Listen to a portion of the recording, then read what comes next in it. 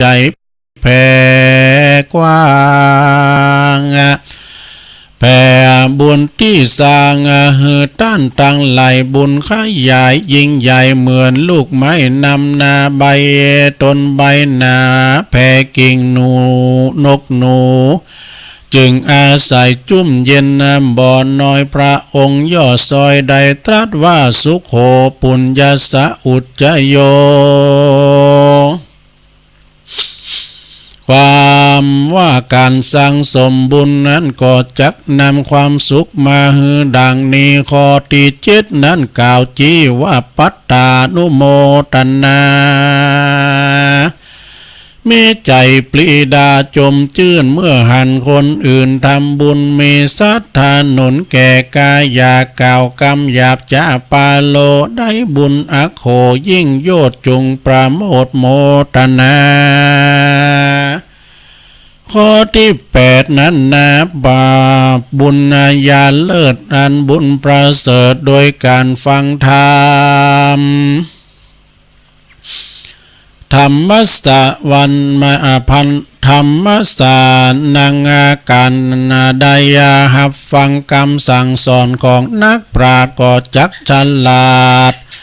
แจ่มแจ้งปัญญาพระศาสดาตรัสไว้ว่าสุสูสังละพะเทปัญญังการสดับละฟังย่อมเกิดปัญญามีหูตาทัดทองส่องแจงหูกองแห่งทางดีและนาคอที่เก่านั้นนามีบอกไว้ธรรมเทศนาไม่หูทำอันใดแก้ไขบอกกล่าวจี้แจงข่าวฮือท่านใดฟังสอนคนไปหลังที่ยังบ่หูฮือมีใจลิงรู้สินธรรมหูตังข่าวตังดำบุญหูตังบุญตังบาปหูจักการนบการกราบยังเกี่ยวเจ้าทั้ง3บุญก็จักติดตามไปลุนปูนลาเกิดมาชาตินาชาติใดก็จักมีปัญญาปัญญาไว้บ่มีบ่เป็นคนแน่นหนาใบบอดหูแจงตังรอตังบุญเรียกว่าทิฏฐชุกรรมความบุญข้อที่10แม่นมันหูที่จันเรื่องบาปบุญกรรมต่างใดมืดต่างใดดำหลีกเว้นมีศีล5 เส้นปกปักรักษามีสัจจะวาจาถูกต้องหันสอดคล้องธรรมทำนองกองทำบุญมี10ข้อนี้นะบ่ฮือลงลำทำตามแนวธรรมพระพุทธเจ้าขอป้อออกแม่ออกพ่อแม่ศรัทธาหนุ่มเท่ายิงใจเข้าใจหมายเข้าใจความหมายที่ใดบัญญากล่าวจี้มานี้แหละนาสาธุจานาศรัทธาเจ้าข้าทั้งหลาย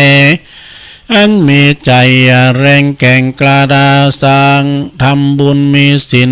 หนุน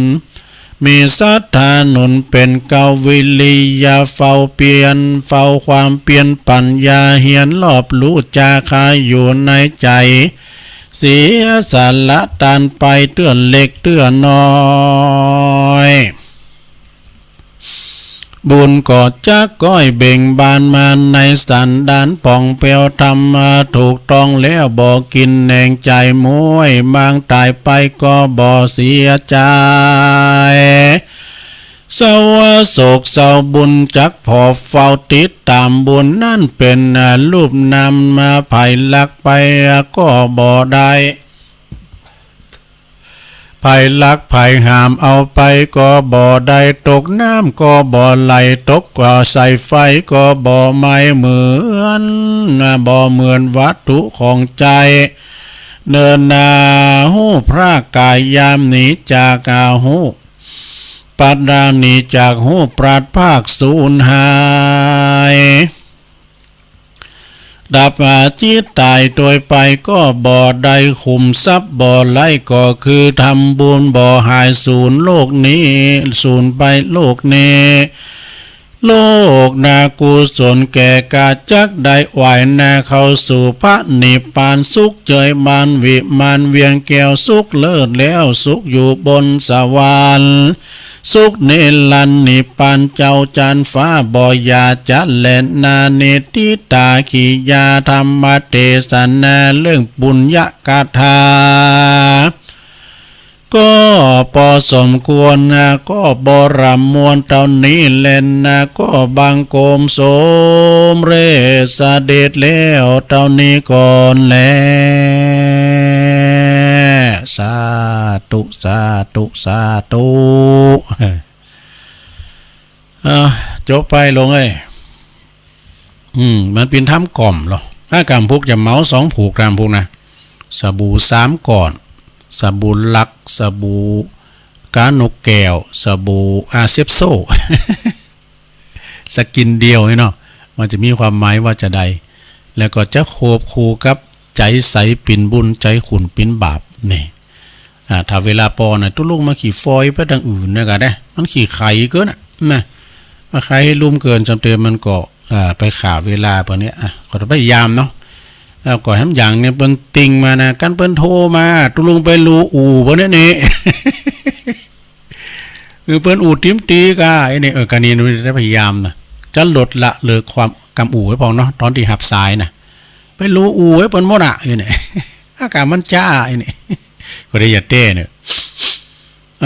ศรัทธาญาติโยมต่างหลายคุมบุญนี่เปิ้นว่าบุญกิริยาวัตถุ10นั่นเองเนาะศรัทธาญาติโยมต่างหลาย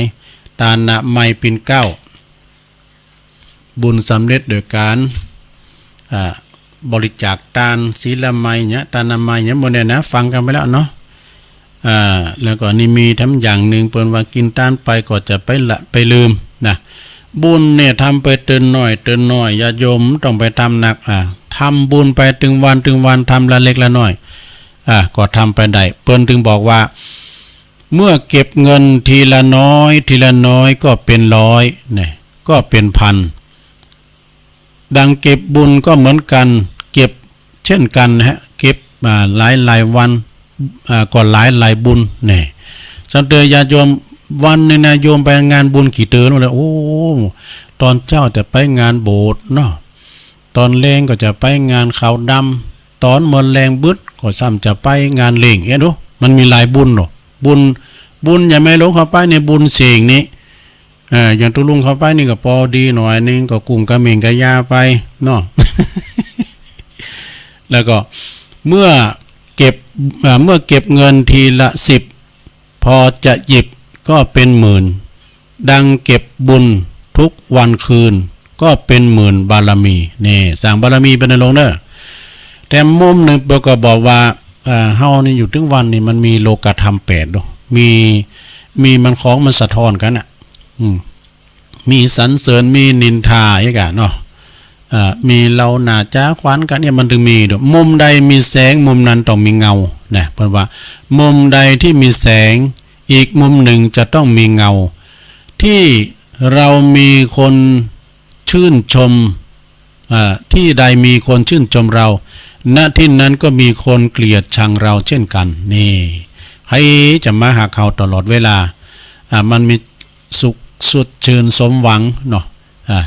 มันก็มีไปปะปนกันไปมีสุขมีทุกข์มีสรรเสริญมีนินทามีลาภมีเสื่อมลาภมียศมีสรรเสริญไม่ยุ่งเรื่องคนไม่ยุ่งเรื่องคนไม่สนเรื่องใครไม่ใส่ใจฟังคำนินทาว่าร้ายทำจิตให้สบายทำใจให้สงบทำตัวให้น่าครบแล้วชีวิตจะประสบแต่ความสุขโอ้สาธุยินดีครับโยมสุมาลีใจตาเนอะเปิดสูงขอความดีๆมาเหตุลุงกล่าวไปเนาะขันรายการไปก็เจริญพรขอบคุณเนอะศรัทธาญาติโยมก็ว่ากันไปตอนนี้ตัวลุงก็จะเอานี่มาว่าทำกรรมหนึ่งแต่ว่านี่ก็มีญาติโยมตังจอมต้องเนาะเปิ้นก็บอกว่าฝากประกาศก็ไกด์อยู่ใน10กันยาพวกเนอะ10กันยานี่ก็เป็นวันจะลองอายุวัฒนมงคลครูบามาเนาะประดิษฐ์หลวงพ่อท่านพระครูอิทยานรังสีเจ้าคณะอำเภอจอมทอง วัดพุทธนิมิตรเปิ้นเจริญอายุมาได้80ปีพอดีนะเปิ้นจะมีการทำบุญใหญ่เรียกว่าสืบจัตตาหลงฉลองฉลองอายุวัฒนมงคลของครูบาเนาะเตียนวัดพุทธนิมิตรเนี่ยไกลอยู่เนาะแล้วก็ตอนนี้ไปเดี๋ยวไปวาดเนาะอันนี้เอาไว้นี่ก่อนเดี๋ยวตุลุงเอานี่มาวาดทำกรรมนึงก่อนอันนี้ก็เป็นกรรมบักเก่าเนื้อสดาญาโยมทั้งหลายเวลามันยังหลายอยู่ใจเย็นวันนี้คุณฟังก็จะยอบย่างไปพองเพราะว่ามันเป็นวันที่เปิ้นไปนอนวัดกันเนาะที่เปิ้นไปนอนวัดเปิ้นก็ฟังกันอยู่ที่บ้านก็ฟังไปผูกทำเจ้าหนึ่งนะผูกจะเทศทำ2ผูกภาษิตล้านนายา108ยา108นี่อาจารย์ท่านพระมหาประสิทธิ์เคยเอามาออกเคยเปิ้นนั้นพิมพ์ใส่หนังสือเปิ้นตุลุงเคยมาวางก้อนมือแล้วเนาะปี5-6 ปีแล้วค่ะเนาะตุลุงก็จัดรายการมา70,000เหมือนกันได้ แล้วก็จัดที่91นี่ก็ทั้งหมดสมัย88จุดที่ทำก่อนนี้มากัน3ก้อ3ตุนกันเนาะมีครูบาประหกฟ้าครูบาน้องบาขาวตุลุงนี่มันมื้อในออกให้มุ้ยนี่ มันเต้นมันจะฮื้ออันน่ะก็มีกัน2คู่ในนั้นมาอู่ด้วยกันเนี่ยเฮาดื่มเต้นเบิ่นเฮาถึงยอมรับนะยองมาดื่มเต้นเบิ่นนี่โอ้ยเสียดายอันเนี่ยยาปากบอนปากย่อยเนาะ เสนาอามาถึงเทงได้ง่างใส่เนี่ยได้จุนพญาจอมเมืองเจอมาเนี่ยตอนนี้เอานี้มาไว้กันนะสุภาษิตล้านนายา108พิจารณาพองว่าไปที่อธิบายก็อธิบายตีไม่อธิบายก็ผ่านไปนะสดาเนาะว่าไปมันถึง4 โมงยา108ก็เดี๋ยวได้ยินเสียงหลักกลางก็ต้องตกใจเนอะตุลุงก็ตื่มได้ไปสวดมนต์โดยเปิ้นเนาะก็เดี๋ยวก็เสียงจะเล็ดหลอดมาพองเพราะว่าเปิ้นใจเคืองติสลาปฏิบัติธรรมนี่นะตัวน้อยเขาเปิ้นใจใหม่เนาะแล้วก็อุบาสกอุบาสิกาปหลงเขาอันนี้ปหลงแต้นะเปิ้นมานอนวัดเนาะพอจานเขาเดี๋ยวเปิ้นถึง4 โมงเปิ้นจะสวดมนต์ยา108มีหยังพองอย่าไปอาปากตวงน้ำลินอย่าไปกินวันคำนี่กินวันคำกับโบโทปู่พามนี่กินจิ๊บกินจ๊อบกินอยู่วันคำไม่นะร่างกายก็จะปีจะตุยกันไปเนาะอย่าไปฟังเก็บโคนำถุงยังบ่าอย่าไปหายาใส่หือพิบ่า พิบ่ามันเจ็บที่ไหนกันเนี่ยก็หายาใส่มันก็เดี๋ยวมันเจ้าเย่ยยังเฮานะอย่าไปอย่าไปกล้าคนเดียวนะอย่าไปเตียวตีมืดนะอย่าไปเตียวมืดคำอย่าไปยำกองทำเนี่ยยำกองทำก็ยังจ้างนะนี้จ้างเอาคอนหนีบอย่างพระอาจารย์เอาหลักเรานั่นน่ะจ้าง2 ตัว ฟังเพิ่นอย่าไปฟังคำสนคำสอนี่คำสนคำสอนี่มันถือเป็นมือที่3นะโยมเด้อ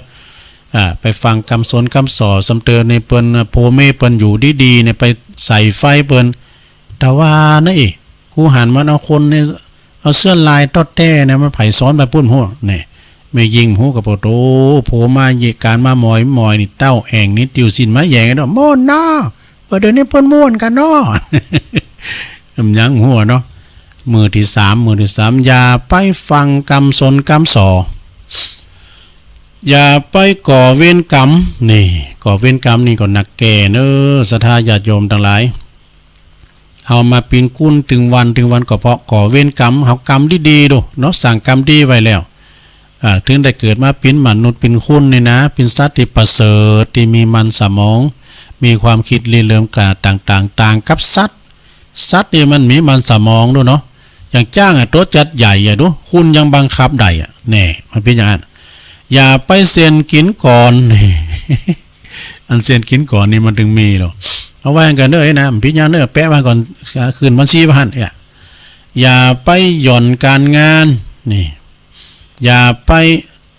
รังตวนเมตันอย่าไปอ่านหนังสือหายนี่หนังสือหายก็คือหนังสือสนเทก็นะไปอ่านหนังสือสนเทหนังสือหนังสือหายนะสถานเนาะอย่าไปกายหน้าผู้ใหญ่เปิ้นอู่กันนะผู้รักผู้ใหญ่เฮาไปกายเตี้ยวมกองก้อมกองหลังเอาพอสังเกตเน้นบางตุนเนี่ยมันหู้เขาลบนบน้อมนะ กายหนาเฮานี่ปุตโตสำเตือนนี่การเข่าปะนะ เนี่ยการเข่าไปสำเตือนตุ้นนั้นมาเตี้ยวซื้อเกิกดึกนะสะดามันตื้มอ่อนก้อมเตี้ยวผ่านหน้าไปพื้นนี่นะอันนั้นนี่ก็มันก็แล้วแต่ครูบาอาจารย์ไผมันที่จะได้อบรม อย่าไปกำหลายอย่าไปขายของเถินนี่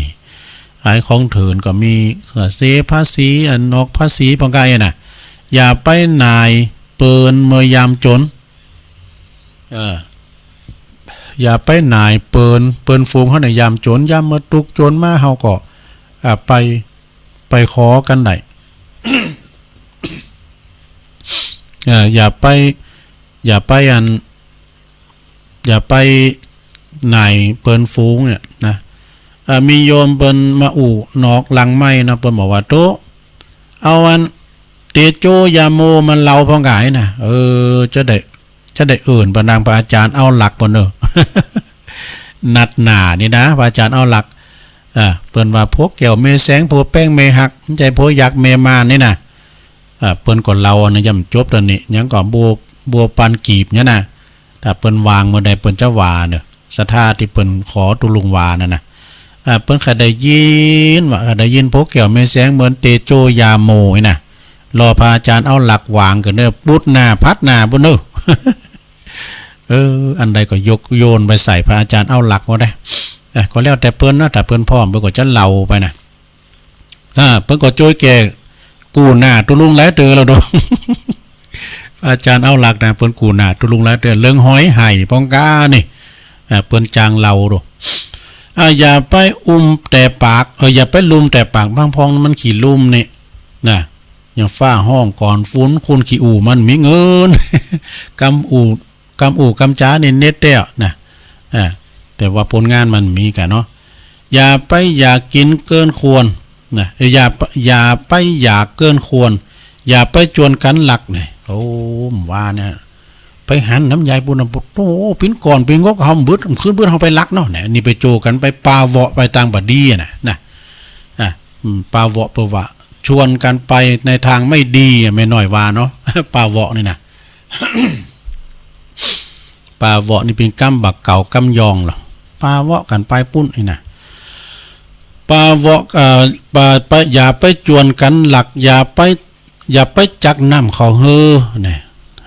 นี่มันอยู่ในน้ำเนาะจักน้ำเขาก็เดินน้ำเขานี่ก็เดียวกับเจ้าของมึงก่อนนี่ตะลุงเคยไฟนะบุรพัฒน์มุ่นโจรเนาะ มึงก่อนนี่กังตุงกังหน้าตังเฮานี่มันน้ำท่วมกุปีสดาญาโยมทั้งหลายไฟเฮาเนี่ยกะเจ้าเอามานี่200นะ200มันก่อนนี่มันจะให้มันดีนะเอาจุนหน้าตึงปันนั่นแล้วเพราะว่านะก็เอาไปลากเขาเฝ้าเขามันก่อนนี้เกี่ยวแล้วจะต้องยั่งดอกเปิ้นจะมีลักปักยายไปแล้วก็เอาไม้สาวไม้โฮกเขาเนี่ยกะเอาไม้สาวแล้วก็เอามากายแล้วก็เกี่ยวข้าวแล้วก็เอา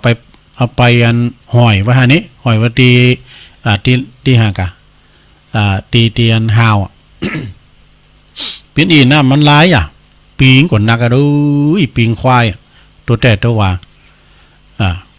มีลูกหลานเปิ้นไปเอาพักแวนเก็บเขาซวยน้ำมาดีนี่เนาะปลงจี ใจปลงจีสันกำแพงนะปลงจีมือละมันเกี้ยวอย่างนี้หาครับนะจื้ออย่างนี้มันเหนียวแล้วเนี่ยคายผมว่าปิงน้อย พี่ว่าปิงน้อยเขาก็ยิ้มสวยมันมดบอกเนาะโอ้ปิงหนักทำก่อนนะท่อ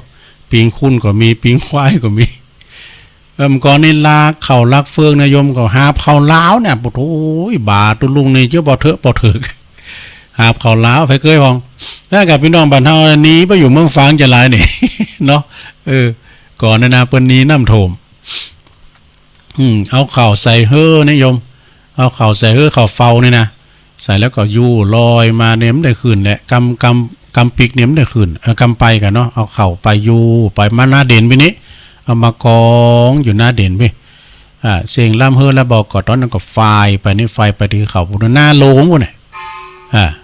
อันได้ยินระฆังยกที่1ดังขึ้นพี่เลี้ยงลงพอดีก่อนลาเข่าเฝ้าเข่าเผาเนี่ยนะนี่นะสถาญาติโยมเป็นใหม่ เฮอใหม่อันลาเขาเฝ้าโอ้มแล้วเดี๋ยวกันเนอถึงไหนเนี่ยอย่าไปจักน้ำเขาเฮออย่าไปเอาเสือมาเข้ามาในกลางบ้านนี่อันนี้เป็นกรรมบักเก่าโบราณนั่นแหละอย่าไปชักน้ำเข้าเรือเอาเสือเข้าบ้านนี่นะเอาเสือเข้าบ้านเนี่ยวานมาตินไหนน่ะสดาสุมาเด้อก็มันได้ยินเสียงหลักคั่งมันถึงหอนเด้อเนี่ยบาดูนัดเขาเนี่ยก็มันหอนในตัวหอนหมูจะมันตัวเนาะก็เดิมมันก็ย่างละตอนนั้นมาก็มีเพิ่มเติมแถมมีเพิ่มเติมแถมเนาะอย่าไปเป็นคนขี้ข้านเป็นตัวอย่าไปเอาคุณขี้ข้านมาเป็นตัวเว้นตัวกรรมกูโพตัวเมนะจะไปขี้ข้านเนอสะท่าเนอเพิ่นพองก่อนนอนอยู่วันคำเปิ้นประการเป็นงานเป็น2 หอม 3 หอมน่ะนอนนี่หั่นน่ะขี้ข้านคอยงานน้อยจ่ายบ่อยเงินหมดจ่ายบ่อยเงินหมดมีเงินหน้าสดเงินหมดหน้าเศร้าไม่ว่าโยมหรือตู้เจ้าก็เหมือนกันแต่มันหมดเงินนะมันหน้าแห้งนี่โอ้โตปากมองต้องแห้งซะท่าญาติโยมทั้งหลายอย่าไปเอาคุณขี้ข้านมาปิ้นตัวกรรมตัวเวรนะแล้วก็อย่าไปลวกก่อนตันอย่าไปลวกก่อนตันลักนั่นก็จะไปลวกเพิ่นว่าอย่าไปลวกก่อนตันไปตินไหนก็ตามเด้อศรัทธาญาติโยมเอาเงาไปก่อนเด้อสุมาเด้อหลวงพ่อเพิ่นว่าเป็นประจำโง่ไม่เป็นใหญ่ไม่ได้ไปไหนมาโอดลักโอดฉลาดนี่นะตุลุงก็ตึงมาเนาะกันไปนี่ตุลุงนี่พอเฒ่านะเด้อตุลุงหิจันหนังตังปลายอ๋อตุลุงเนี่ยเขาเดินกับตุน้อยเขานะยังไม่เคยเปลี่ยนวัยรุ่นอยู่กะสัมพองก็มานี่โอ้เฮาไปโหงอกซุนซานอันนี้แต่ตัวนี้ก็โบดตัวน้อยตีก่อนแล้วขึ้นนางตังโหกันเนี่ยเขาก็เอาเด้อพี่ยักปล่อยเปิ้นเด้อเอกะตุลุงนี่กันอยู่ตั้งเหมือนจะเป็นเจ้าวาดอย่างสิอย่างดูมียศถาบรรดาศักดิ์เอาท่านเจ้าวาดนิมนต์เป็นประธานเด้อท่านประธานที่เคารพนี่เนาะมีอันลายนี่กะเนี่ยใครปิ้นประธานยืนไม้อย่างนี้เอาเป็น90นั่นกะนะโมตัสสะภะคะวะโตอะระหะโตสัมมาสัมพุทธัสสะเอาตั้งสูตรกุศลธรรมะอกุศลธรรมะโมกขลากุมบามีนะมันอันนี้มันใครปิ้นถึงไหนอย่าไปขี้ข้านอย่าไปลักก่อนตันโง่ไม่เป็นใหญ่ไม่ได้อย่าไปหารก่อนเจ้านี่อย่าไปเข้าบ่อนการพนันเนี่ยโอ้ศรัทธาญาติโยมทั้งหลายพิตายตุอุ้ยสมาดพิตายอันปออุ้ยเฮานี่นะเปิดถึงสอนน่ะเปิ้นลิ่นกันตีนไหนมีบ่อนกงบ่อนไก่ที่เปิ้นโหนบันไดกันเนาะอย่างตุลุงนี่มันถึงอันเต็มขึ้นนะถ้าเมื่อพี่น้อยมาละมันก่อนนี่สุมาเด้อโยมน่ะตุลุงน่ะกำบักเก่าเนาะมีสตังบาทเนี่ยมันก่อนนี่ปุถุเล่นบาทตัวจะใหญ่นะแบบเปิ้นตายนะแล้วก็เปิ้นมีงานศพหรอกเปิ้นมีไฮโลมก่อนเปิ้นจะคิงกันได้ว่าเนาะเฮาก็ไปลิ้นไปแล้วสตังตัว25 4ตัวบาทนะลิ้นเข่าแตง6กันเฮาดิแตงตัดเต็งน่ะเอา6น่ะมันออกเด้อตัวเดียวก็2 ดอกกันนี่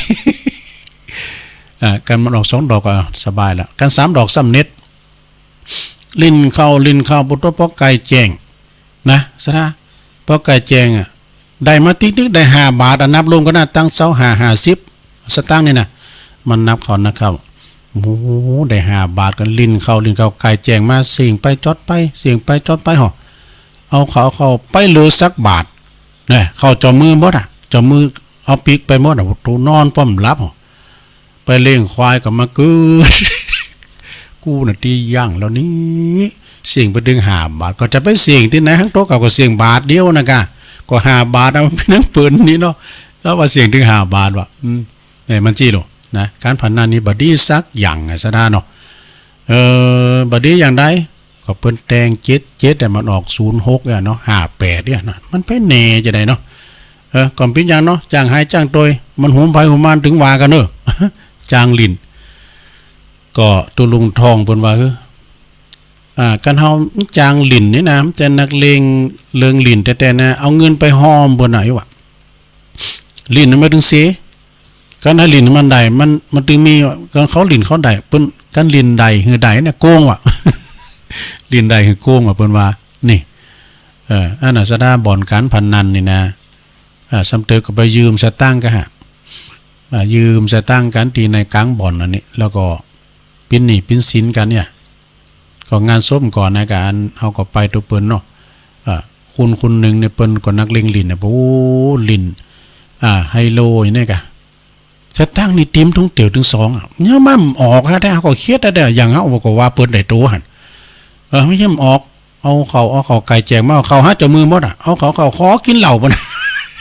เอี้ยเนาะเนี่ยการพนันมันไปดีมสร้างอย่างให้เนอะ ผ่อนลดละเลิกให้ฟังเนาะการพนันการเฮากินเนี่ยมันตึกตองหาแล้วเนาะลิ้นนี่มันเตือกับโอ้สตังสตังนี่มีจัดลงจะหลายก็เอาไปถลุงกับการลิ้นหมดฟังจือมากับลิ้นย่าเนาะ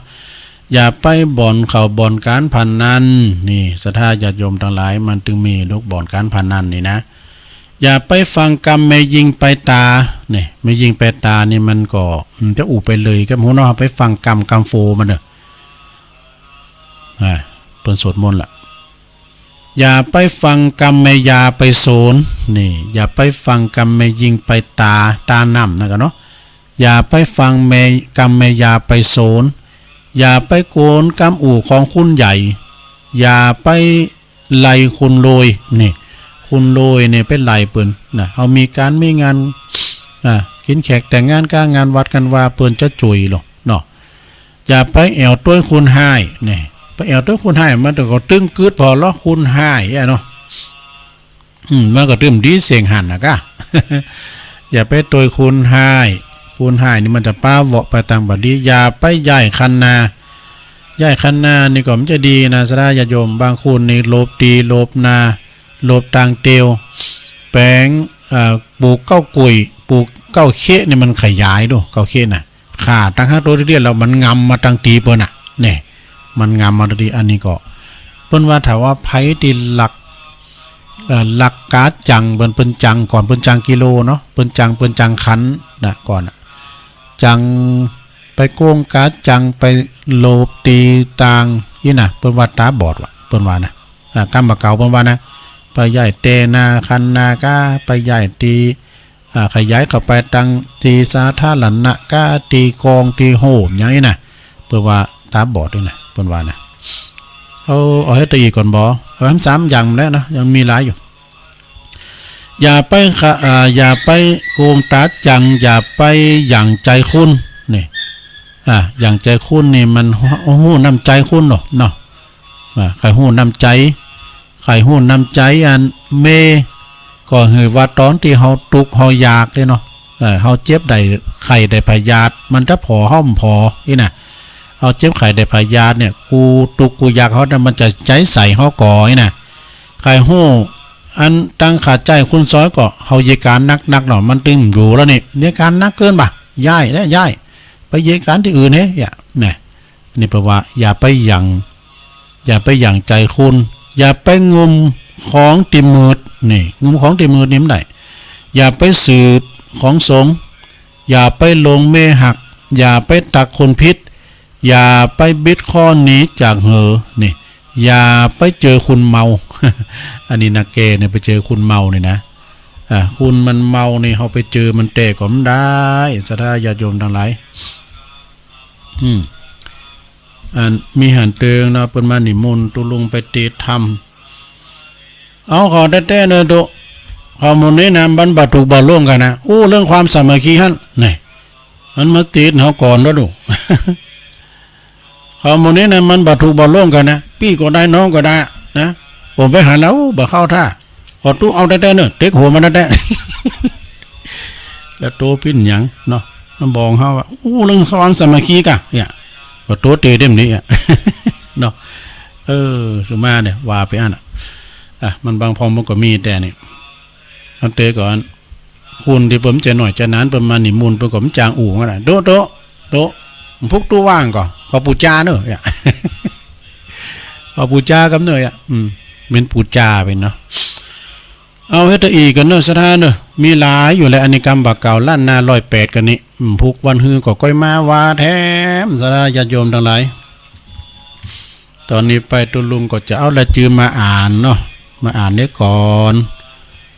แล้วก็จะได้ประกาศข่าวสารงานบุญตัวก็วานนี้ก็ไปช่วยการช่วยงานก็เปิ้นหอมบุญมาพองอันนี้ก็พี่น้องตามไม่ก็หลายปิ้งนี่เด้อสถาเก่าวัดพระธาตุโดยน้อยเขาเนี่ยว่าเพิ่นก็มากินมาทานเนี่ย วันพระวันศีลปูชากันเจตุลุงนางสองเมืองโทปกบันตามไม่นี่ตำบลนำดิบในอำเภอป่าซางเนี่ยแล้วก็เปิ้นข้ามปิงมากินมาทานพี่เปิ้นทำบุญอุทิศกัลปนาวิบากผลไปหายังนายทรายทองโทปกก็ขอนายทรายทองโทปกนะไปสิงสถิตอยู่ที่ไหนก็ตามเนาะห่อนบ่ได้อาบอยากบ่ได้กินก็ดีขอมาปัตตามาโมทนาใหม่หับเอาส่วนบุญกุศลตีนางสองเมืองโทปกได้กินเด็ดตาลแต่ว่านี่กำตุยนะบุญกุศลอันนี้มีนักมีหลายขอแผ่พายแย่บุญไปหาแต่ว่าอยู่ไกลสุดวิสัยไปบ่ฮอดไปบ่ถึงเติ้งตันก็ดีก็ขอฝากตั้งเตปะไทยมาเฮสีกาเตวบุเทวดาอันรักษาย่างบริวงของเขตวัดวาอารามพระธาตุน้อยก็ดีเนาะเอาไปฮอดไปถึงเนิ่นนำเอาของกินของทานไปฮอดเมื่อเจ้าเขาปิ้นเขาง่ายไปฮอดเมื่อควายขอกับกายปิ้นเขาตอนไปจุดจอดรอถึงเติ้งยำตอนขอกับกายปิ้นแก้วปิ้นแสงไปฮอดยามแรงก็ขอหึ่งปิ้นแผ่นเสือแผ่นผ้าไปฮอดเมื่อหลักขอปิ้นเขาติบน้ำติบเน้อ10ประการเหตุต้นตัวของนายทองนายทรายทองนายไซทองโทปกได้กินได้บริโภคปิ้นเขาติบน้ำติบปุ่นเสียจากตียากพรากเสียจากติดตุกได้เสวยความสุขในสัมปรายภพนั่นจุงจากมีเนื้อบุญกุศลอันนี้พินผลสัตว์ตอนย้อนมาสังพิทักษ์ปกปักรักษาครอบครัวของนางสองเมืองโทปกลูกหลานอยู่ดีมีสุขอายุหมันขวัญยืนมีโจกมีใจกันต่อไปอันนี้แม่สนนี่ก็ฮะเนาะสุมาเนี่ยถ้าอ่านพิษนะแม่สนปัญญาเล็กเปิ้นว่าอันนี้บริจาคการน้ำกาไฟวัดประทาดอยหน่อย1 ซองแม่สนนี่ถ้าอยู่นั่นใดปัญญาเล็กนี่ตุนตำรับเปิ้นนะตุนโคเปิ้นอยู่ปุ่นเนอบ้านนั้นบ้านตุนพึ่งปุ่นนะปัญญาเล็กเนี่ย นามสกุลของอาจารย์ท่านพระมหาธีรปันธีรกิตินะอาจารย์มหาเบลปท9เนาะวัดตุนพึ่งปัญญาเล็กนะหนักเนอปัญญาเล็กต่างตุนพึ่งมีแม่คำเอ่ยโพธิโพธแม่คำเอื้อยโพธิโพธอุทิศบุญกุศลไปหาแม่ครูวิไลชัยวงศรีเนอแถม1 ซองแม่สุเกียงนางสุเกียงกิจเจริญหอมกันเตตุลุง1 ซองอุทิศบุญกุศลแผ่พายายบุญไปหานางมาลีกิจเจริญแล้วก็นายสำเนียง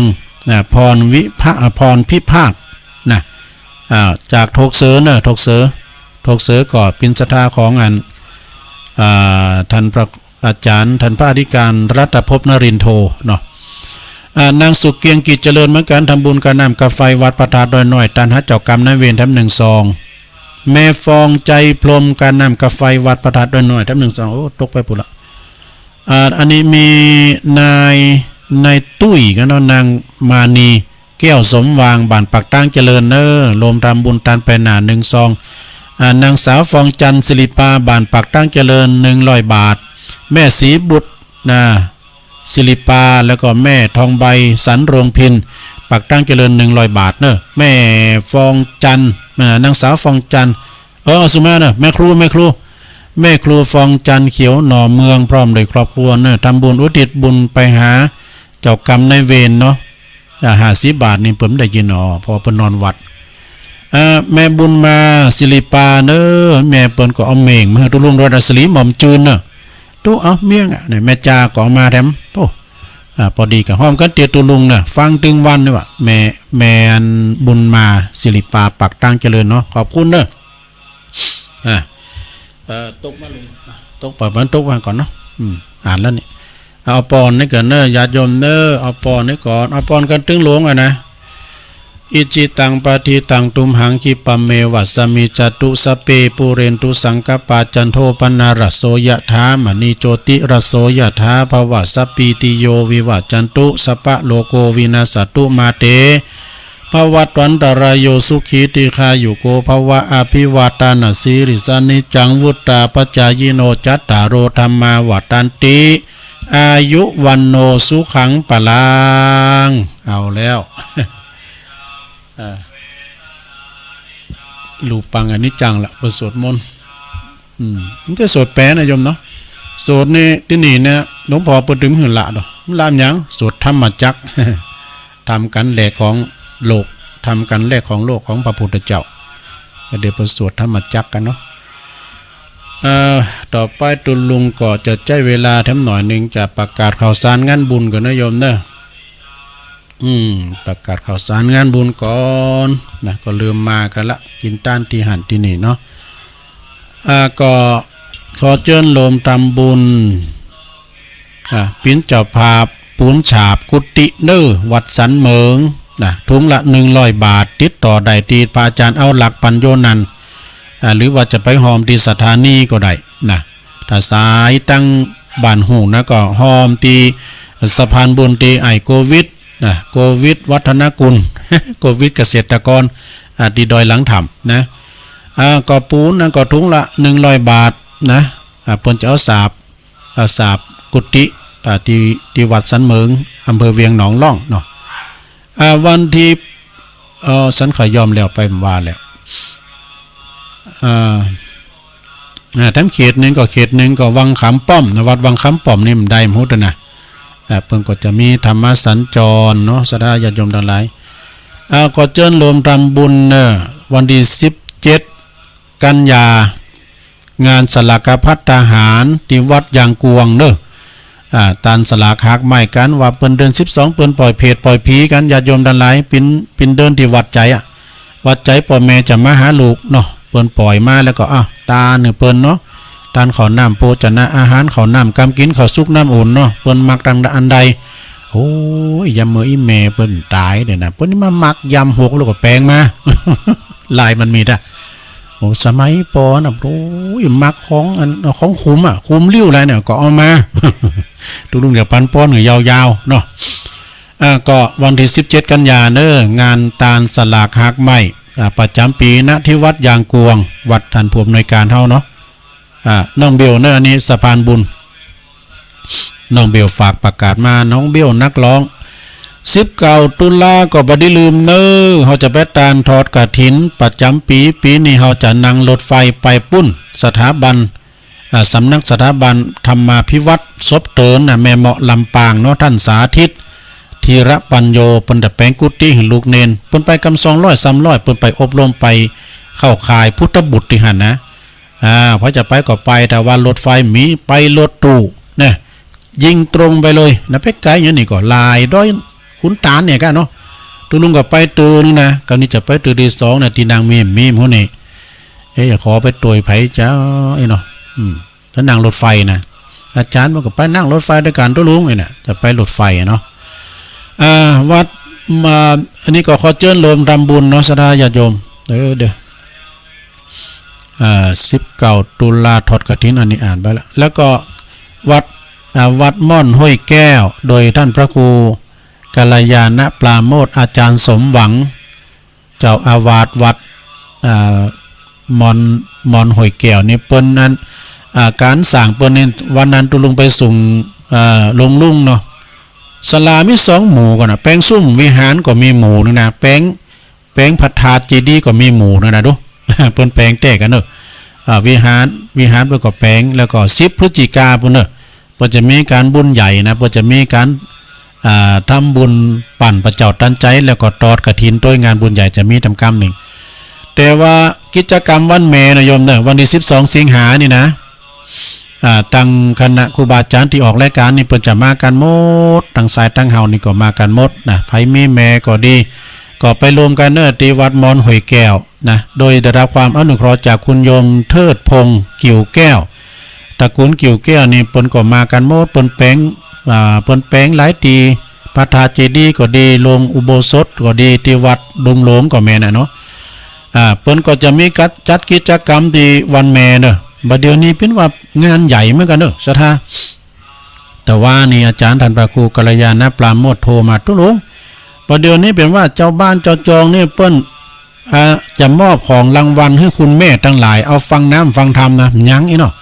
ก็วิทยุทานนินนี่ก็เครื่องละ300บ่เดี๋ยวนี้ได้30เครื่องกล้าบ้านหาไหนวะดูโอ้บ้านพลงแดงก็ตีหานะที่บ้านมอนห้วยแก้วนะสะท้ากาเจ้าวาดท่านอาจารย์สมหวังนี่เอาหาเครื่องดูเครื่อง300 355ปันหาแล้วดูคุณนั้นเครื่องคุณนี่เครื่องบ่ได้มี30ขาดว่าจะถึง50เครื่องปากันไปนะโยมเนอะปากันไปจัดแจกของรางวัลเหือมีผ่านโนมมีกระติกมีอย่างว่าเดียวนายกเอามาแจกกะว่านายกเอามาแจกธรรมสัญจรจัดหลายนะเพราะนั้นก็วันนั้นนี่พระจะเอาของไปออกด้วยก็เจิญเนอะมีผ้าห่มก้านี่ผ้าโนมก้าพัดดุมก้ามนะก้าเนี่ยเป็นของขวัญของรางวัลสนับสนุนสมนาคุณสำหรับท่านผู้ที่ฟังเทศน์ฟังธรรมโดยเฉพาะกับวิทยุเนี่ยเครื่องละ300 บาทพระจะเป็นเจ้าภาพทานนินนะญาติโยมของแต้ไทยแลนด์แต่ว่าเป็นของปลอมนี่มันต้าเนอะมันซอหามปะแต่ทานนินของแต้นี่ฟังฮับได้หมดนะเดี๋ยวนี้ได้30เครื่องละเครื่องละ300พระจะเป็นเจ้าภาพก็เจิญได้แล้วก็ไปโลมกันเนอะโลมทำบุญตักบาตรแล้วก็จะตักบาตรก่อนแล้วเปิ้นจะมีการสนทนาธรรมเริ่มตั้งแต่8 โมงเป็นต้นไป8 โมงอันเจ้านะ8 โมงเจ้าได้รับความอนุเคราะห์จากท่านพระปลัดบดินทร์ศิลสังวโรโดยเนาะหรือว่าท่านพระอาจารย์เบิ้มวัดแม่กลางหลงปัญจมาหลมโดยแล้วก็จะมีอาจารย์ณัฐพงศ์แล้วก็หรือว่าทางพอโดยที่ปฐมจัดนะแม่เขาจะให้เนอะโอ้กิจกรรมนี่ศักดิ์สิทธิ์นะโยมเนอะพากันไปที่วัดม่อนห้วยแก้วตำบลเดียวกันนี่แหละที่ตุลุงเขาเนี่ยนะเจิญลมทำบุญธรรมสัญจรตาตุ่มแล้วไปมันขึ้นแล้วเนาะแล้วก็เจิญลมทำบุญ12 สิงหาก็วันเมเหมือนกันนะเปิ้นจะมีงานตานเทาะศาลาการประเรียนที่วัดเหล่ายาวใต้ตำบลเหล่ายาวอำเภอบ้านหุงเนอะพระครูสังฆาลักษณ์สมบัติอภิรัมมณีโยเจ้าอาวาสเนาะวันนั้นก็12 สิงหาจะมีซอวันคำเนอะพระสงฆ์9 รูปเจริญพระพุทธมนต์นะจะมีการฟังซอจากคณะของอุทัยหนองปลามันนะก็ไปฟังนำฟังธรรมไปฟังนำฟังซอกันนะแล้วไปทำบุญกัน12 สิงหาไปปะกันที่วัดเหล่ายาวใต้นะวันกับตองเหล่ายาวเหนือก็เหมือนกันเปิดมีเนื้อเมตไตนะโดยครูบาแอดหรือว่าท่านพระอาจารย์เจ้าอธิการจรุนฐานะเทนโนเจ้าคณะตำบลเหล่ายาวเจ้าวัดมะครับตองเหล่ายาวเหนือเนาะแล้วก็ตุปีแดงเลขาด้วยเปิ้นสั่งวิหารครอบหลวงปู่สมปรารถนาเนอะก็หิมแล้วละพระจะไปเป็นเจ้าภาพปูนหินดินทรายก็เจิญได้เนอะติดต่อสอบถามติดตุปีแดงเขาได้นะวัดมะครับตองเหล่ายาวเหนือนะเอางานต่อไป1 กันยานี่ก็ตั้งวัดพระธาตุดอยหล่อเปิ้นจะมีงานตานสังเนอะ1 กันยานะแล้วก็ต่อไปก็วันที่17 สิงหาเนอะก็เป็นเวลา9 โมงเป็นต้นไปมันจะมีงานเนี่ยทำบุญทักษิณานุปัฏฐานวันคล้ายวันมรณภาพวันกตัญญูของหลวงปู่ครูบาพรหมมาพรหมจักโก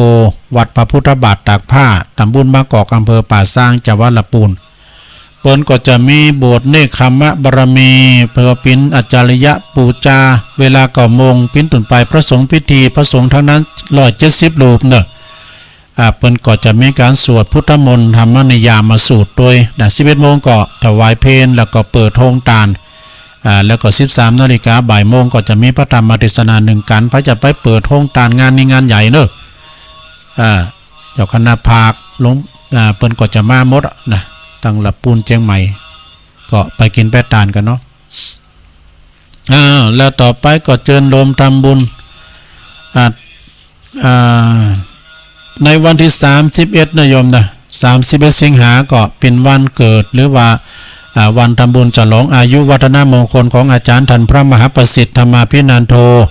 ปรริยนธรรม8 ประโยคเจ้าวาดวัดจังกำอายุ55 ปีศรัทธาญาติโยมทั้งหลายพระจะไปเปิดโรงทานพระจะไปทำบุญหือน้องควายก็ดีนะเปิ้นจะซื้อตีดินแบบนี้เปิ้นเป็นหนี้เป็นล้านรู้เฮานี่เป็นดีกูเนอะ นี่สินนี่นะปวดว่าปวดตัวมันมีความทุกข์นะเป็นหนี้เป็นสินเบิ่นน่ะกินเหล้ากินยาเดือดนั่นสันเหล้ากันอดหันเจ้าหนี้มาปุดโตหน้าเปิดตัวเยอะนี่ ไม่ใช่เนอะอันนั้นไว้หันน้ำลืมนะไว้หันกันเนอะแล้วมันได้จะสายเพิ่นนะกันเนาะ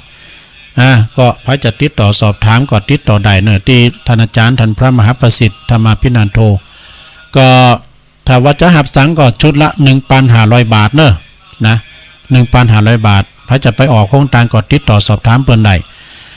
ตอนเจ้าก็มีพระสงฆ์ครูบาอาจารย์ตั้งแต่อายุ80ปีขึ้นไปพระมหาเถระเกาลูปจะได้เจริญพระพุทธมนต์สืบชะตาเนอะเพื่อเป็นสิริมงคลครับท่านมหาประสิทธิ์ธรรมาภินันโทประธานอปตด้วยก็จะไปหับหยังก็ไปเลยนะ0861875325เบอร์โทรเพิ่นเนอะ0861875325ได้ตลอดเวลาเนอะต่อไปก็ขอเชิญโลมทำบุญที่วัดทุ่งท่อนี่เปิ้นมีการสร้างทุ่งท่อนี่ตำบลสองแควอำเภอดอยหล่อเนอะสร้างหอหลักคางหอทรงน้ำเดี๋ยวนี้การเกิดสร้างหางแป้งก็ลุดหนาเป็นหนักพอสมควรว่าจะเป็นเจ้าภาพเล็กปูนหินดินทรายก็ดีติดต่อสอบถามได้ที่อาจารย์ท่านพระครูปัญญาพิสุทธิ์เลขาเจ้าคณะอำเภอดอยหล่อเจ้าคณะตำบลสองแควเจ้าวัดทุ่งท่อผู้อำนวยการห้องเรียนของข่าววิทยาดูเปิ้นก็มีการคืดการสั่งกันไปแต่ไปหับปิ้นเจ้าภาพอนันต์นี้ก็ติดต่อสอบถามได้ที่เบอร์โทรศัพท์0871746950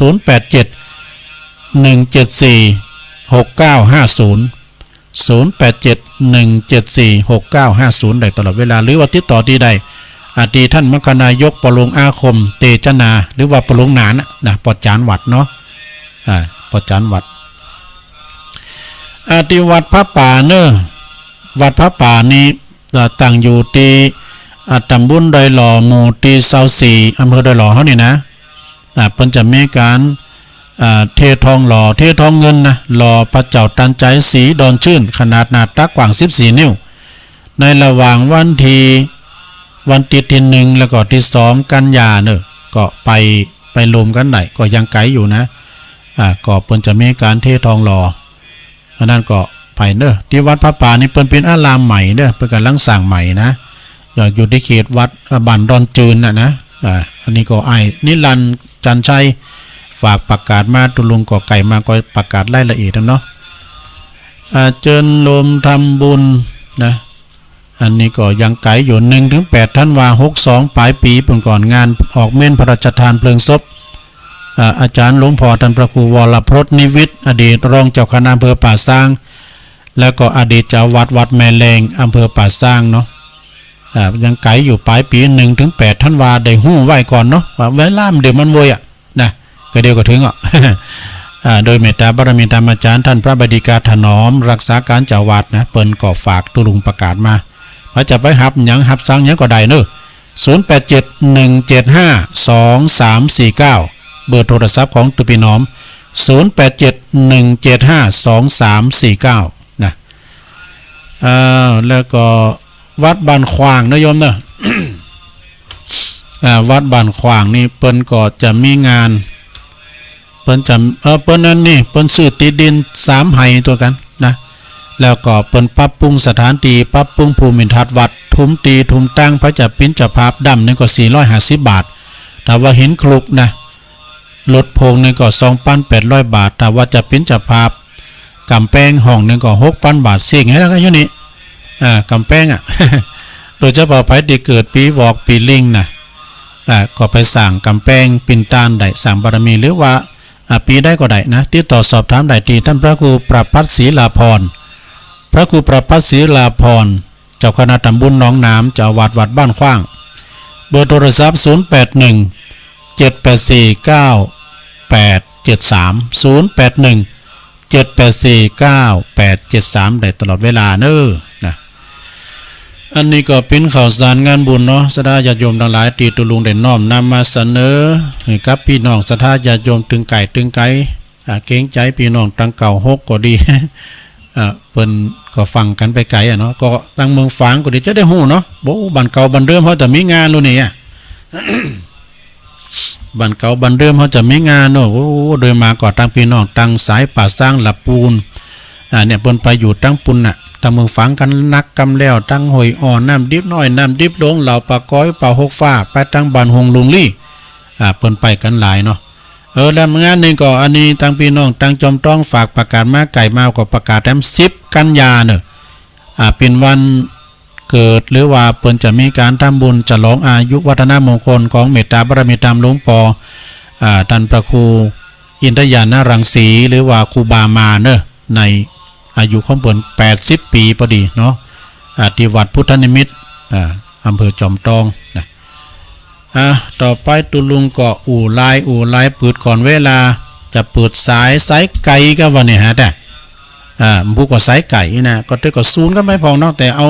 ขอเมตตาสายไก่เมืองฝางเข้ามาเลย เมืองฝาง089 955 6506นะแต่เจ้าปินันดิบปมเลินพรมมาแบนป่าเบาะเปิ่นขอเป็นสายก่อนนะครับเนาะขอเป็นสายเก้าเลยครับนะ เปิ่นโทรมาหลังไม้เนาะครับเมตตาบารมีธรรมตุปี ตุปีอันมานิดนะถาวโรนะเจริญพรโยมเจ้าไหวพระเจ้าแม่น้อยว่าไปเลยวันเกิดของเมลูกคู่ก็หาว่าเมมีนาเกิดวันยังเจ้าของบอกหูเลยลุงเมพอเท่าว่าเมของเจ้าเกิดวันยังหาตั้งแต่มอคอจนถึงธันวาลูกคู่ก็หาเกิดวันยังเจ้าผู้แต่วันเกิดเปิ้นฟูงโตเก่าพ่อเมของเจ้าบอกกันเลยถึงวันเมแล้วไปจักคำเฉยใครตีบอกเกยไหวสาเมเจ้าวันใดก็ใดยิ่งใจหนูเนาวันเมของเจ้ามันมีถึงวันขอหักพ่อเมเขาบอกว่ากันแต่คุณอนันต์หล่นหัวหล่นเก่าเจ้ากำยองวันละกำนะเจ้าวันนี้กำบาอยู่สินไม้แหย่งนะเจ้าเนาะตาทับก็แปลว่าถลงผ้าถุงนะเจ้าไปช้าเจ้าเจริญพรแม่สาธุสายต่อไปเข้ามา0899556506เจริญพรนักประสบการณ์ครับผมจากห้องว่าหลวงครับปอบุญศรีบ่ครับผมปอบุญศรีญาณนะเนาะครับผมฟันตั้งแต่เช้ามาม่วนขนาดดีกะฝนตกตำบุญน่ะตกอ่ะตกครับแต่ว่านี่ตกหนักขนาดวันนี้แทบมันตกเมื่อเช้านี่ก็อากาศโปร่งดีอยู่ครับตอนนี้ชัดเจนครับผมชัดเจนนี่เนาะครับขอบคุณปอบุญศรีหลายๆนี่ตัวแทนพี่น้องห้องหาโลงเด้อขอบคุณปอบุญศรีญาณนะหนักๆเด้อตัวแทนห้องหาโลงเฮาเจริญพรลืมถามป่ะเนาะกันตัวลุงปันนี่มันก่อนไปอยู่ลำปะก้อยแต่ไปอยู่วัดหยังก็ตัวลุงก็ยังไปฉลองลืมถามเจริญพรกับภาษาเจ้าแม่มน้อยอ่ะเจ้าลานนาขอฝ่าพระเจ้าแล้วเนาะเจ้าข้าพเจ้าได้ผ้าของวัดเจริญพระมหาวิษณุคนแจกค่ะลูกลูกขวดนะลูกเป้าไปเอาตัวรู้ดีกะลูกเป้าปกติหงผ้าเลยคนแจกส่งตัวขวดไปกับข้างบ่าลูกไปเอาปนแจกฟรีก็จริงแต่ว่าท่านทำบุญปุจจาของท่านมาแจกปุจจาจะน้ำกาแฟนั่นน่ะไปวันนี้แล้วเมื่อเนาะตอนแรกวันนี้ก็ไปวันปู่วันเสาร์เนาะแต่ว่าภาษามาทางตุลุงข้าพระพุทธเจ้าแล้วเนอะขอบคุณแม่บุญพินหลายๆสาธุโทษเพิ่นว่าวัดเจ็ดลินเพิ่นแจกหลวงปู่ทวดเหยียบน้ำทะเลจืดเนาะเจริญพรไว้ใส่จานใส่ไก่เด้อแม่ปราณีอยู่กับตุลุงจะแม่บ่ายโมง2 โมงเด้อดีกะให้กำลังใจตุลุงเด้อไว้ท่าไว้เจ้ากูกรรมละกูยังขอตุลุงอัน อยู่สุขสบายนะทุกลุงเนอะ โอ้เหมือนกันเด้อแม่ปานนี่ก็เหมือนกันเด้อขออยู่สุขสบาย เจ้าก็อันไหว้ศาลเจ้าเนาะศาลเจ้า โอ้ เนาะ ขอบคุณเจริญปอ เป็นกำลังใจทุกลุงตลอดเนอะ เหมือนกันแม่ปราณีสุดที่น่านเจริญปอน ไหว้ศาลเจ้า แม่ลิบ่ห้วยทุก เจ้าฟังดีนะเจ้า ฟังเจ้าแล้วเนาะ เจ้า ห้วยทุกนี่อำเภอบ้านหงส์เนี่ยมันจะลีดนะเนาะ เจ้า บ้านหงส์ คนห้องอันนี้สมุทรปราปูนี่แหละเจ้า ตำบลป่าปูแม่นเจ้าขอบคุณแม่ลินักๆเด้อ แต่ว่าลูกปล่อยแล้วไปมัน เป็นหยังมันก็เจ้าเป็นเตอควายเป็นเตอนะกันเนาะขอบคุณแม่ลีนักๆเด้อสาธุบุญรักษาแม่ลิห้วยโทกเจริญปอนลังกอยเนอะฮัลโหลแม่ตัวแม่ตุเนาะแม่ตุบ้านล่องฟังเจ้าแล้วก็แม่ตุโอ้ได้ไว้ค่ะได้อย่างเคยหมดดีกะจังหวะน่ะถึงเวลามันตื่นแล้วทุก น่ะมันตื่นนะมันหูด้วยระบบของมันน่ะลูกเจ้าตื่นเจ้าแล้วก็กำลังใจเนอะขอบคุณแม่ตุหลายๆเนอะโอ้สาธุแม่ตุบันล่องเอาเข้ามาใหม่เจ้าเข้ามาใหม่เจริญปอนครับไว้สาครับตุลุงครับโอ้ตุปีเล็กตุปีน้องน้อยตุปีแม่เนาะ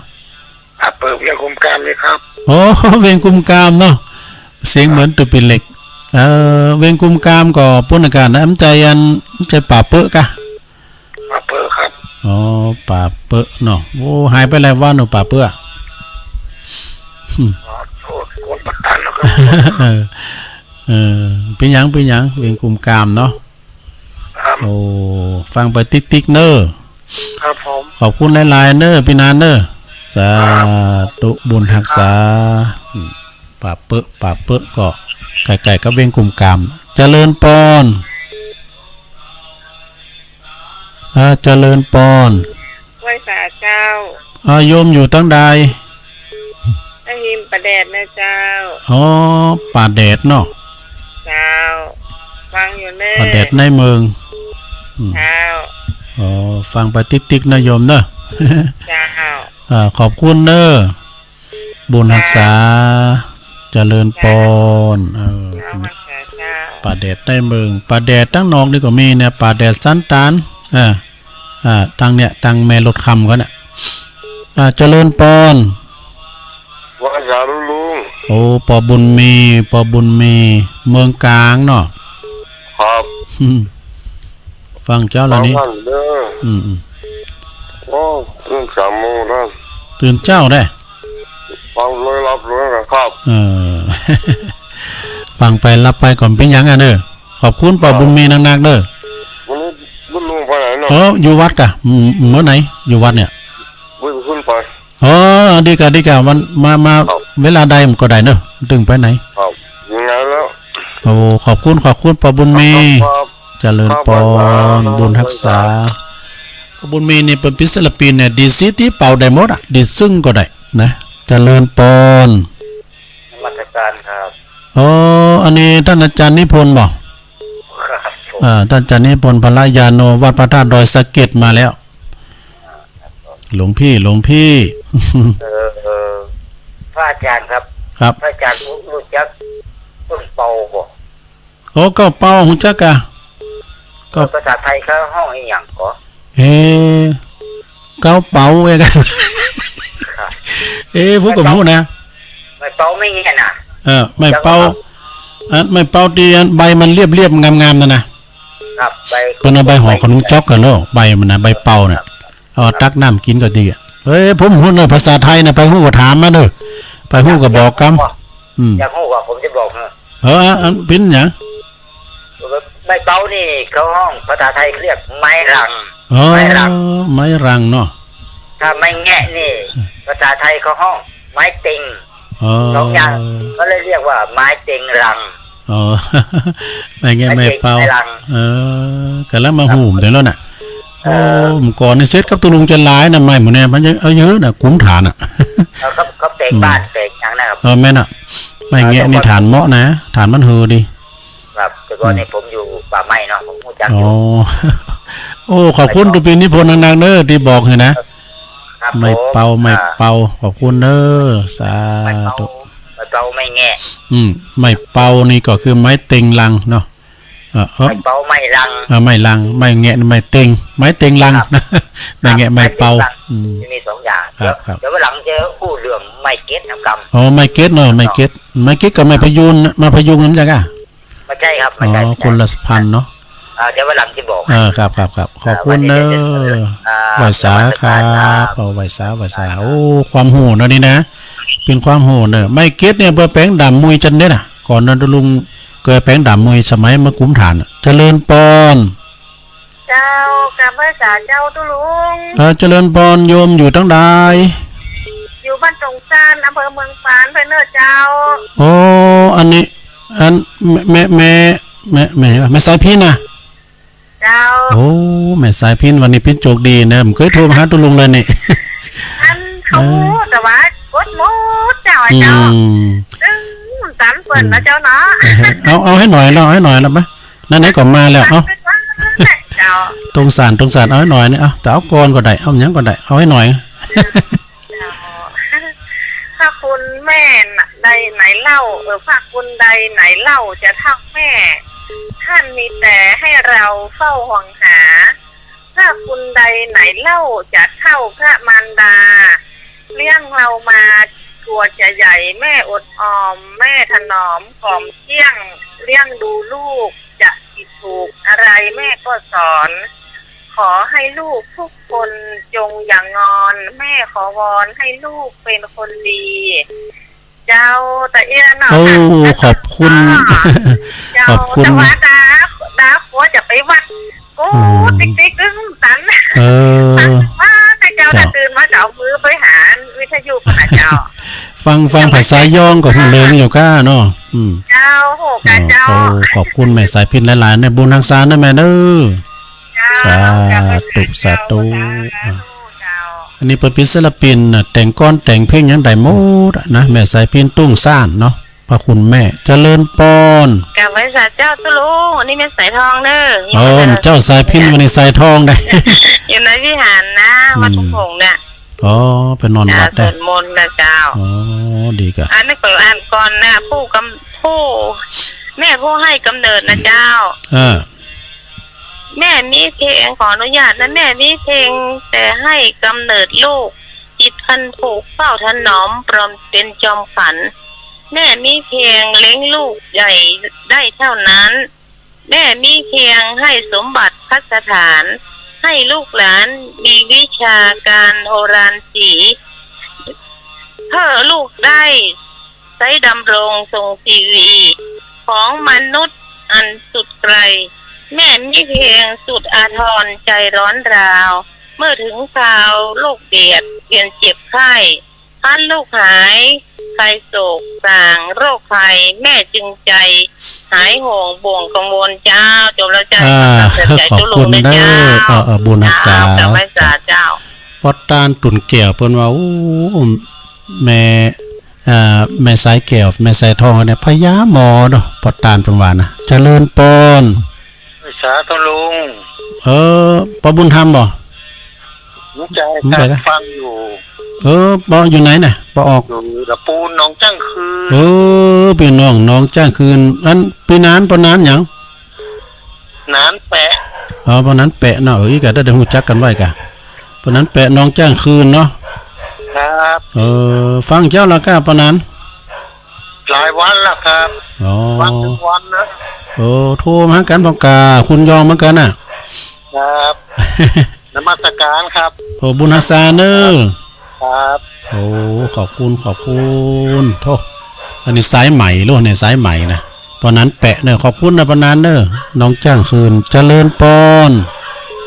พระเจ้าปลาแก้วอ่ะเจ้ากะ โหลอยู่ตั้งใด เจ้า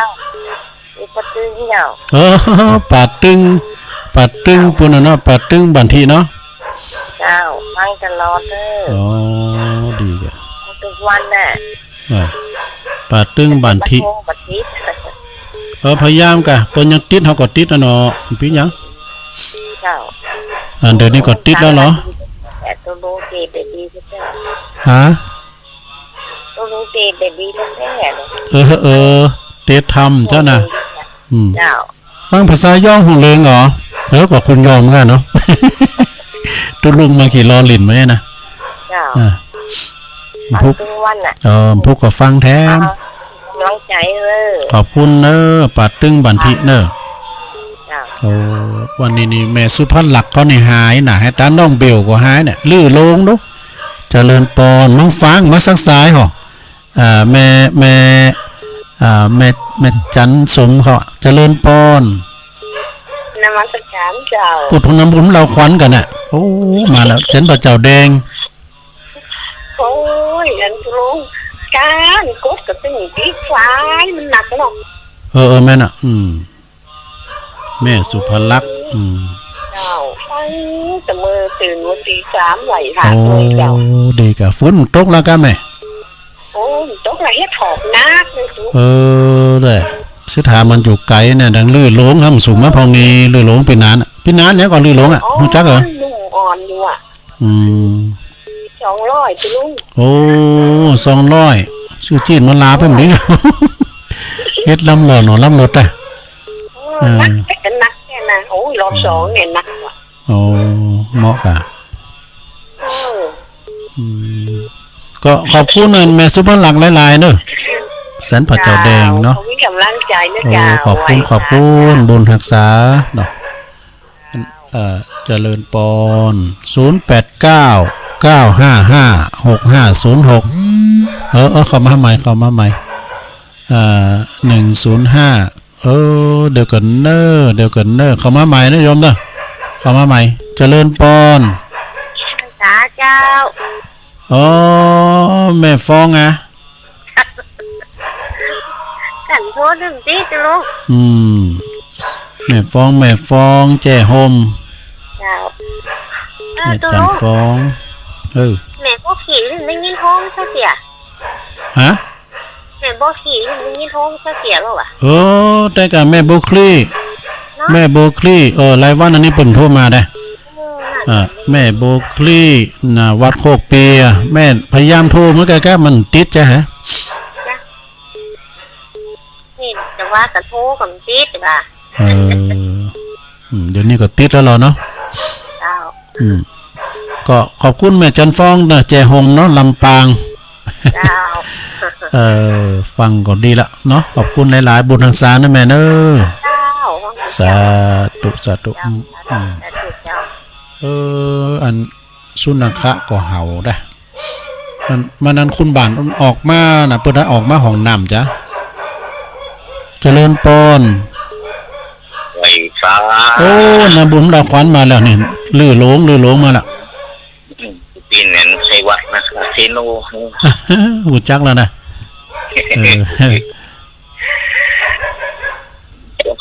วันนี้ฟังเพลงนั้นลูกกรุงไปนะอมตะลูกกรุงไอ้กำเนาะ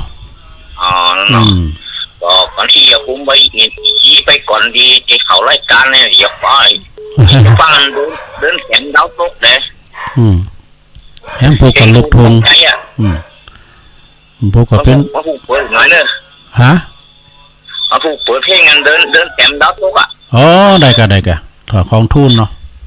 ทุนของมูลในเพลงเนี่ยเพลงเก่าทำฟังมูลนะแม่น่ะอะไรให้ถอบเรื่องบัตรทีอะฮะเฮ็ดถอบเรื่องบัตรทีแล้วเจ้านี่ก็ที่สูงไปถือมันไกลไปนี่แต่ใจมันไก่กันนั่นไปยะละเนาะมันเป็นยังว่าไปอ่านได้เนาะอันเฮ็ดอย่างนี้เราเฮ็ดมงกุงก็มักนะหมอกานะก็เฮ็ดใบตัวนี้ก็มีกะตัวนี้มันแปลงอยู่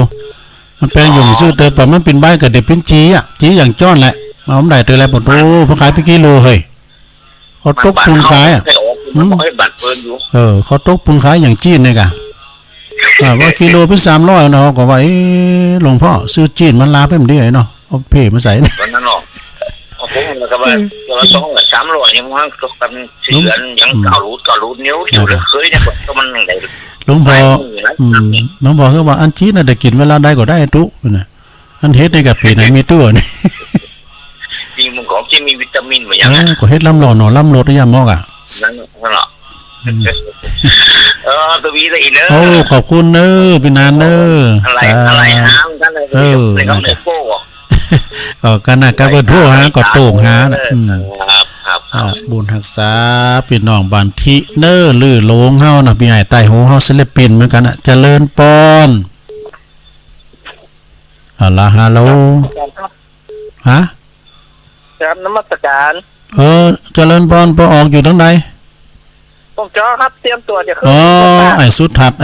น์นี่มา เต แล้ รียว มตัวที่ขึ้นไปบน น่ะเพิ่นจะบวชป่าวันนี้เนาะ ครับครับเชิญชวนเจ้าขึ้นสีขาวมาตัวนะครับเนาะน่ากะปลูกป่าวันนี้นะบวชป่าวันนี้หลวงพ่อไปตุลุงได้เฝ้าวัดตุลุงได้เฝ้าวัดอยู่กับศาลาน่ะครับเชิญชวนเจ้าประชาขึ้นสีขาวนะครับน่ากะเอาไอ้สุทัศน์มาไปเลยฝากตุลุงว่าเลยครับมันเริ่มพิธี9 โมงครับเริ่มพิธี9 โมงเนาะพี่น้องเจ้าประชาเฮาเนอตำบลสันติสุขแล้วตำบลไก่เคียงเนี่ยไปกินไปตาลไปโบสถ์ป่ากันเนอปลูกป่ากันตุยภายในก็มีหลวงพ่อพระครูสาธุกิจนันท์เปิ้นไปเป็นประธานไปแทนหลวงพ่อใหญ่เฮาแล้วก็ทางท่านนายกสุเมธชมพูศรีนะนายกเทศบาลอำเภอตำบลที่นี่ก็สันติสุขเนอไปกินไปตาลไปปลูกป่ากันเนอเจริญปอนเจ้าตั้งได้แม่แม่บุญปันฟังจัดแล้วก็แม่จ้าฟังเจ้าแล้วดีกะศพเตี้ยเจ้ารักใจขอบคุณแม่นางๆด้วยแม่สาธุบุญรักษาแม่บุญปันศพเตี้ยน่ะเจริญปอนทำ7 นาทีฮะอยู่ตั้งใดแม่น้อยน้องปลาขาวแม่น้อยน้องปลาขาวแม่น้อยจันในนากูรู้มึงแปบแล้วมาตีมาฆ่ามาตีไปเดียวเนี่ยอ่านกับพยายามกับมันดึงมันลูกมันลุงว่าให้รู้ให้เลยนะแม่ปวดเข่านะว่าขอลุงไปลุงนอนอยู่เนี่ยก่อนหน้ากับตุลุงก็คือก่อนวันศีลก็หายย่ายซองนะก็เตี้ยวมอมานี่ทำแล้วไปว่าสงบแล้วมาปวดก็เอาสังขารไว้ก่อนเนาะเอาสุขภาพไว้ก่อนแม่ปล่อยสบายก็ไปดีๆเนาะขอบคุณแม่น้อยนางๆเด้อแม่ตั้งใจเจ้าขอบคุณแม่น้อยจันในนาน้องผ่าขาวอยู่ไก่นี่หิมปิ้งหลายปิ้งนิ่มได้เนาะเจริญปอนครับผมอันนี้น้องหลองเนาะครับผมฟังเจ้าแล้วกะแก่กูมาเจ้าแล้วขอบคุณน้องหลองนักๆเด้อที่ฟังกันนะสาธุบุญรักษาเด้ออันนี้เปิ้นเป็นวัยรุ่นอยู่หนุ่มอยู่เปิ้นมาฟังรายการตุลุงเนาะแถม6 นาทียงเจริญปอนกับไว้สาตุลุงปอเล่งบุญตันฟังเดี๋ยวเจ้าละมันใส่ไก่เปิ้นห่างแล้วก็มันถึง0ก็ไม่พองนะฮือนอท่านเจดี3 ยอดเปิ้นเดี๋ยวก่อนเนาะกับฟังเปิ้นพองแล้วเนาะพี่ยังฟังเปิ้นเดี๋ยวก่อนถ้าว่าของเปิ้นห่างครับผมวันนี้แป้งใดก็ปบุญตันวันนี้มีงานบ้านเฮาเรียกงานขาวดำกับสงเคราะห์กันไปงานนี้มันเป็นงานประจำแต่มันจำเป็นมันงานจำเป็นเขายินจำอุ่นเดี๋ยววันนี้ละยินดีขอบคุณปบุญตันหลายๆเด้อครับสาธุบุญรักษาปอบุญตันป่าไร่เปิ้นเป็นน้องของอาจารย์เชษฐาป่าไร่อาจารย์เชษฐาก่อนเน็ตได้ปดโธเสียงกะโลงหรืออย่างน้ำไหล เจริญปอน เจ้าไป โอ้ เจ้า แม่โอ้แม่โบคลี่กะ เจ้า โอ้เพิ่นถามหากันสูงเลยนี่อยู่สบายดีแล้วเนาะ มันเป็นเกี้ยวอ่ะ เออแม่จ่าเพิ่นมีตำ5ยา เมื่อคืน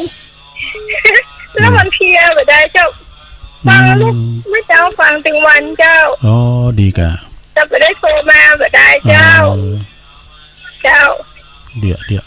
มันเป็นเกี้ยวเน่าเดือนเนี่ย2 คืนเนี่ยถ้ากันอ่ะ อ๋อ จะ ดี เจ กะ อหาผู้คนนะเจ้า นั่นเป็นห่วงแม่โบคลี่นะกะ เจ้า รักษาสุขภาพเด้อ